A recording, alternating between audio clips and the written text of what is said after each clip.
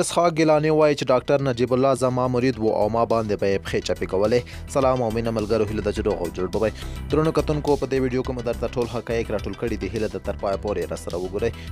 پیر اسحاق ګیلاني په یوه تازه مرکه کې ویل دي چې ډاکټر نجیب الله د ده مرید و او د هغه پښې به یې چپې کولې. اسحاق ګیلاني چې د یک تلویزیون د کاکتوس خپرونه کې میلمه و ځینې پاروونکي خبرې کړي دي چې مینوال یې هم راپارولي دي. اسحاق ګیلاني په خپله دغه مرکه کې ویل دي چې ډاکټر نجیب د هغه د ورور ټولګیوال و او د ده نږدې ملګری و. هغه وایي چې ډاکټر نجیب د ده مرید و او د هغه پښې به یې چاپې کولې.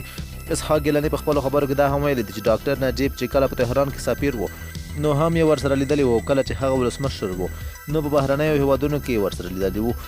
هغه همداراز د پاکستان لپاره د جاسوسۍ خبرې هم رد کړې او ویې ویل چې دا ټول خبرونه بې بنسټه دي. اسحاق ګیلاني وویل هغه د نړۍ په هیڅ هیواد کې په کوم بانک کې پیسې نه لري او د دوی ټول مصارف د دوی له ځمکو څخه پوره کیږي. هغه وایي چې نیکونه یې له عراق څخه افغانستان ته راغلي وو. دوی ډېرې ځمکې درلودې او اوس هم هماغه ځمکو له حاصلاتو څخه خپل مصارف پوره کوي. اسحاق ګیلاني چې شپېته کاله عمر لري په کابل کې زیږېدلی دی او په تهران کې د سیاسي علومو ماسټرۍ سند ترلاسه کړی دی.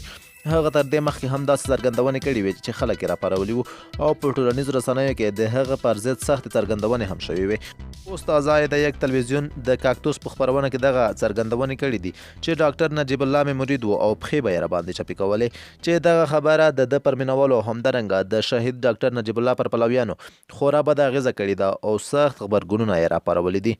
د یک تلویزیون د خپرونو له جملې څخه یوه یې د کاکتوس خپرونه ده چې اکثره وخت پکې مطرح سیاسي څیرې راغوښتل کیږي او له هغوی څخه د هغوی د ژوند د حالاتو او همدارنګه د کړو وړو او د تیرو کارونو په هکله پوښتنې او ګروېږنې کیږي چې وروسته بیا ځینې پکې د ټوکو او ریشخند په توګه هم وي.